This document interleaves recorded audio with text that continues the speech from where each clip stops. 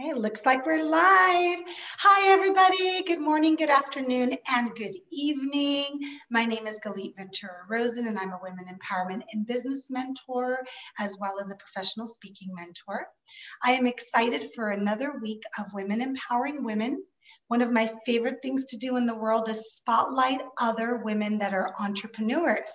And I'm excited today to be speaking to Carmen Landrau from Texas. And she told me not to call her Dr. Carmen, but she's worked really hard for that title. So I just want to make sure that everybody knows she's also a doctor.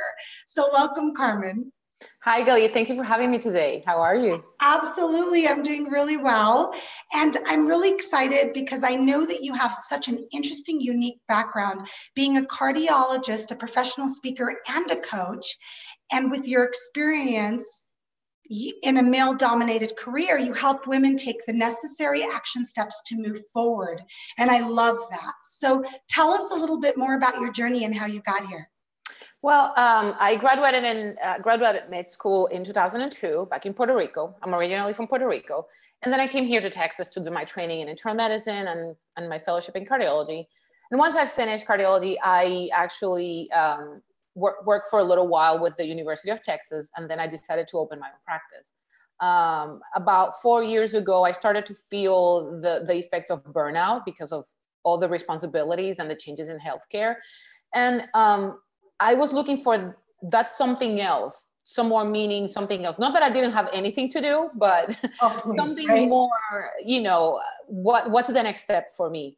And I had the opportunity to become a speaker with the American Heart Association. They were looking for people to represent them in media. I took the training, and once they found out I was a physician and Hispanic, they grabbed me by the hand. They never let me go. And I'm still great experience. Wow. Oh yeah, it's so rich with them. And then about a year and a half ago, I decided to close my clinic, continue seeing patients at the hospital, but then have my speaking business evolve because now I had more time, a little bit more time.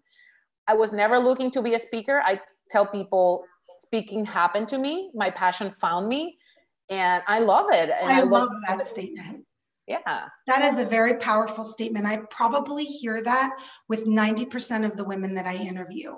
Either my passion found me, or because not everyone's a speaker, or speaking happened to me. And it's so interesting to me how so many of us have this parallel experience. Yes. For me, it was surprising because as physicians, we speak all the time. We give conferences to residents, students, you name it. I never thought speaking was a career, something you could do as a career.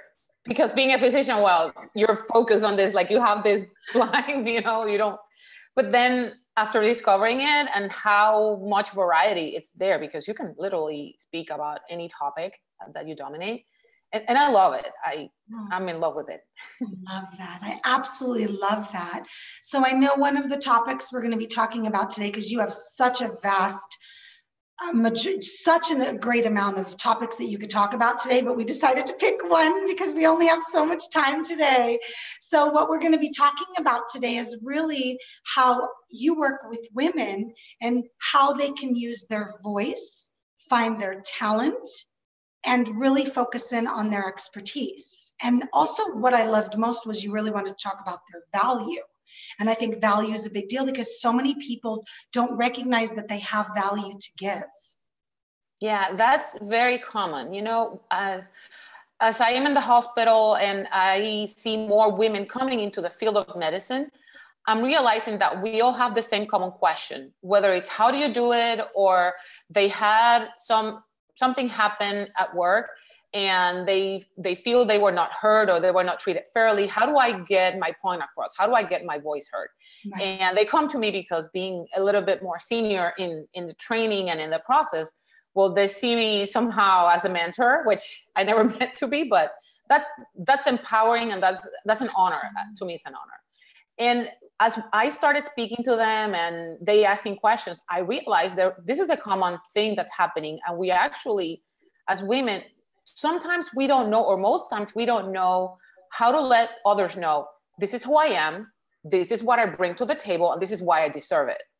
And that's very important. Also, when it's being in a male-dominated hierarchical career, it's a tremendous school because men behave differently.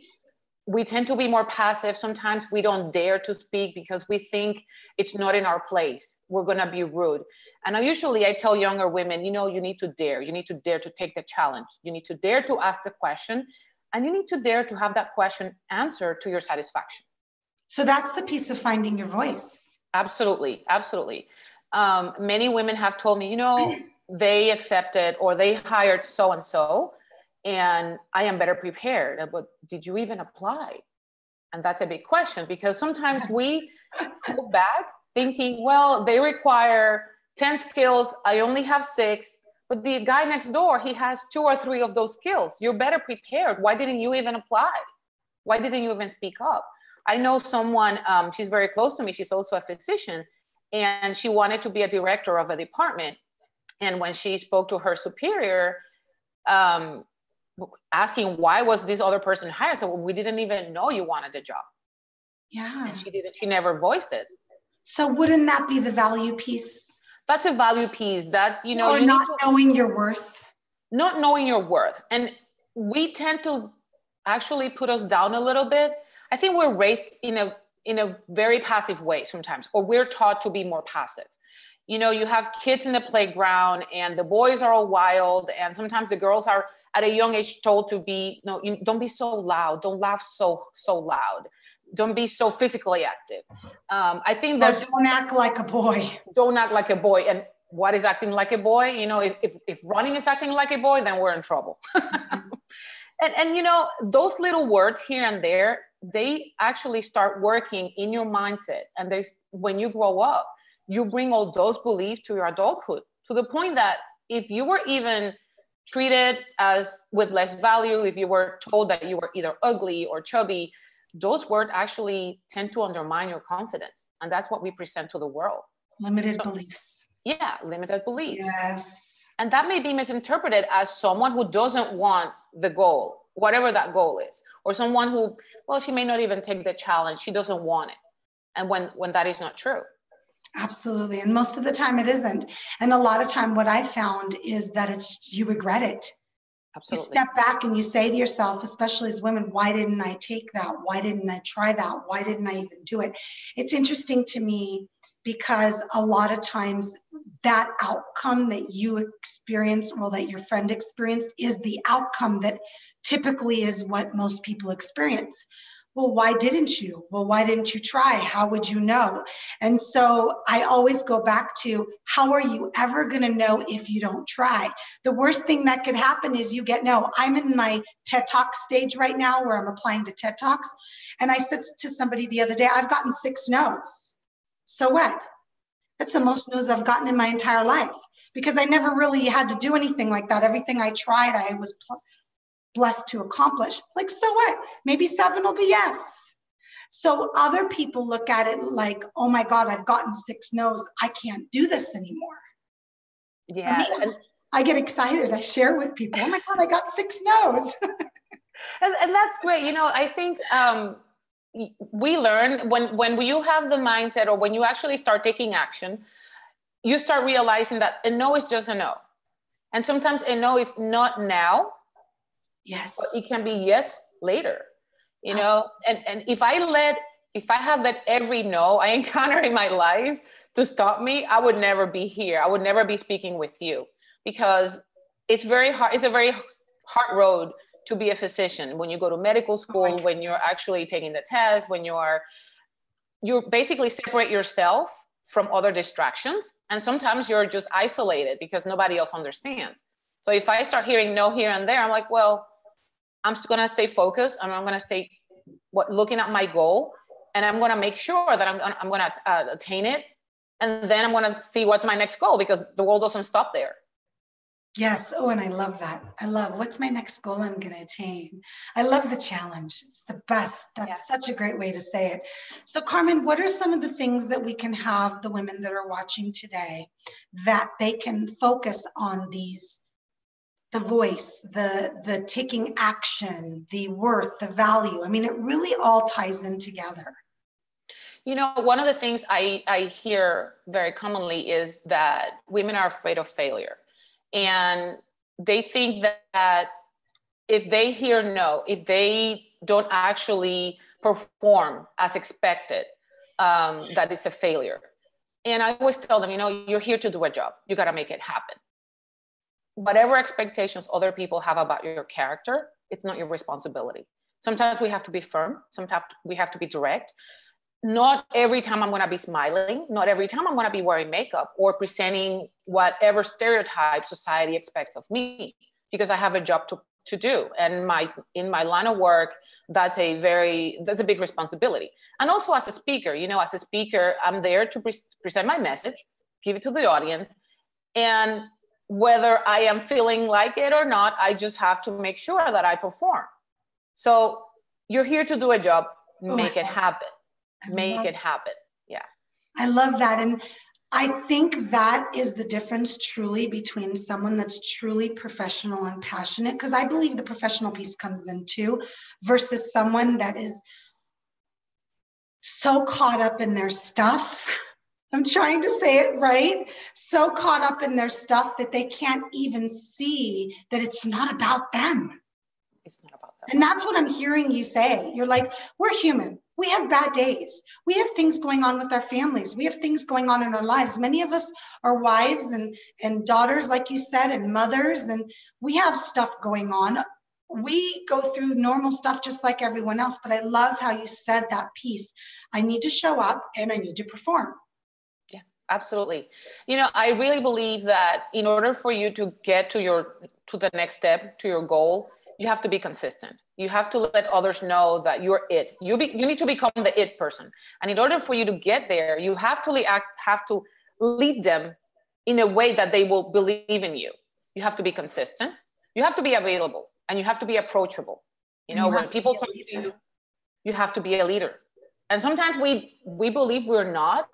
But if we actually have the ability to look inside and see what others are thinking, people would realize, more women would realize that they're better leaders than they think. All the time. Yeah.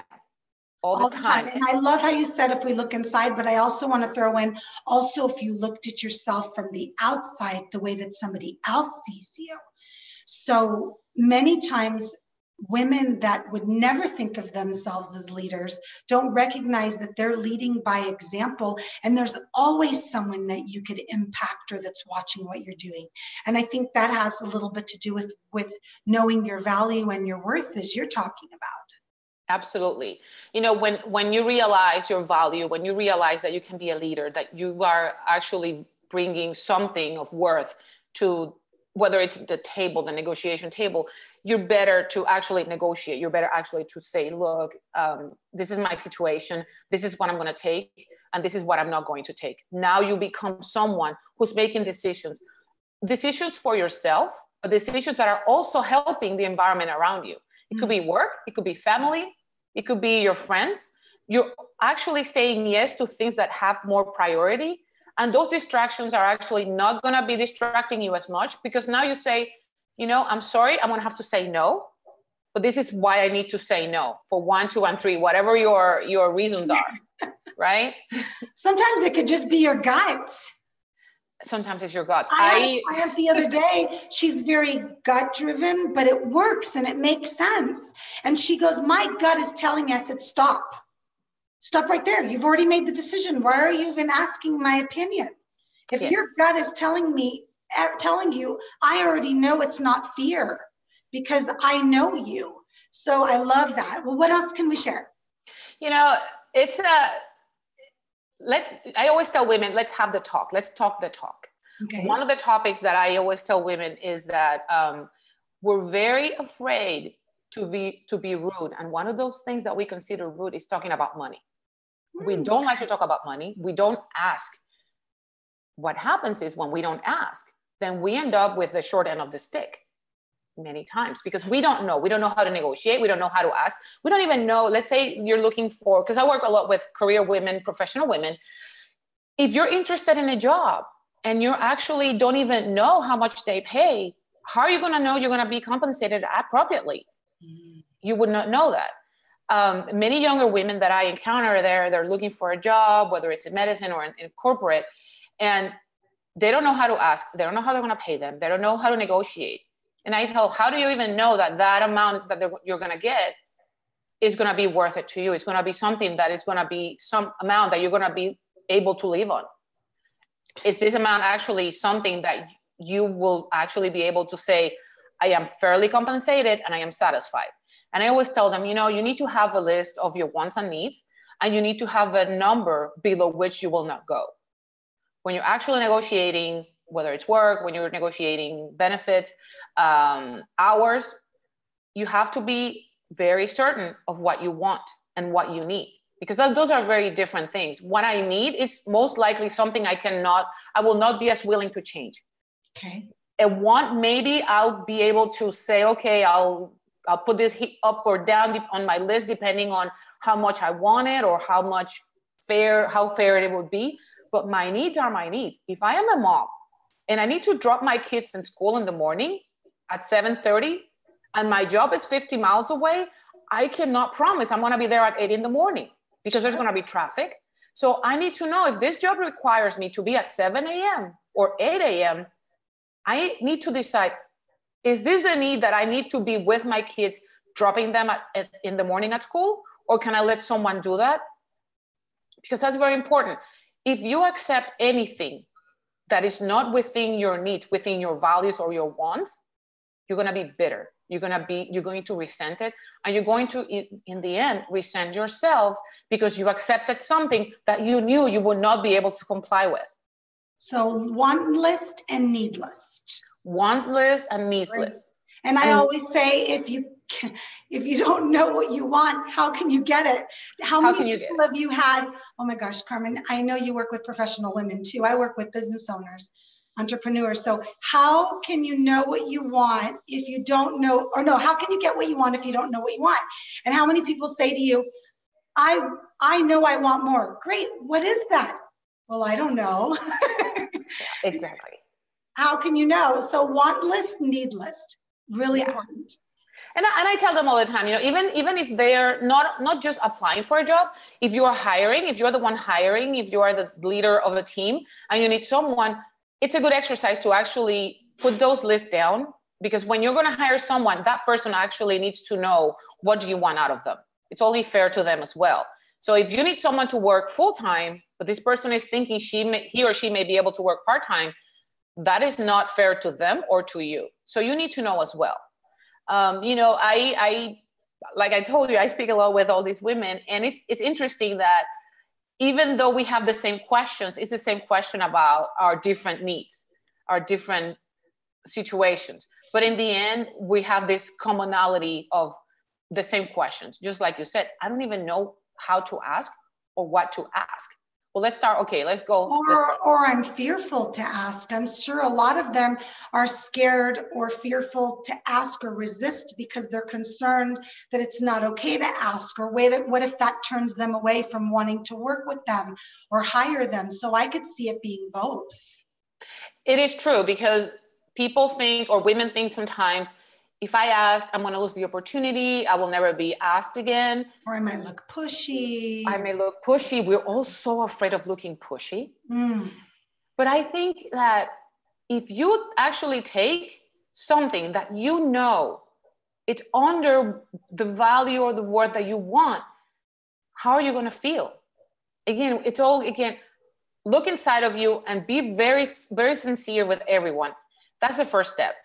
And then actually make the exercise of writing it down. I work together with her. Okay, let's pencil and paper. Let's write it down, because until you see it, sometimes it's hard to realize it. And we actually need that little push, that little thing that, you know, those numbers or those words in our face that, oh my God, I'm selling myself short. Mm-hmm. Oh, I love that. Well, thank you so much. This is all such wonderful information. I know we could talk for hours about this. I know you have a whole keynote about this topic, so I'm sure it would be very easy to keep going. But what I'd like to do more than anything is let anyone that's watching know how they can get a hold of you if they're interested in talking to you about coaching them. Absolutely. I have a website. They can go to my website. For speaking, Awesome. yes. I work with, for speaking, I work with corporations and companies that actually hire speakers to help their women get to the next level. I actually, in my talks, I help them recognize their talents and voice their achievements so that they can get to the next level in their careers and in life. And in my coaching, I also work with professional business women, working with their visibility and how to get to the next step, how to move their businesses forward. So I have a website, and it's drlandrau.com, drlandrau.com. And you can there contact me through my website, get some more information, and see some interviews that I've had and keynotes as well. Perfect. Thank you so much. It was so much fun talking to you. I love your unique background and how you utilized it to grow your own business. Thank you so much. Yeah, I just love everything that you're doing, and definitely so much fun talking to you, and thank you. Thank you. It was a pleasure being here with you. I enjoyed it. Thank you, everybody, for watching another week of Women Empowering Women. And again, I'm Galit Ventura Rosen, and have a wonderful week.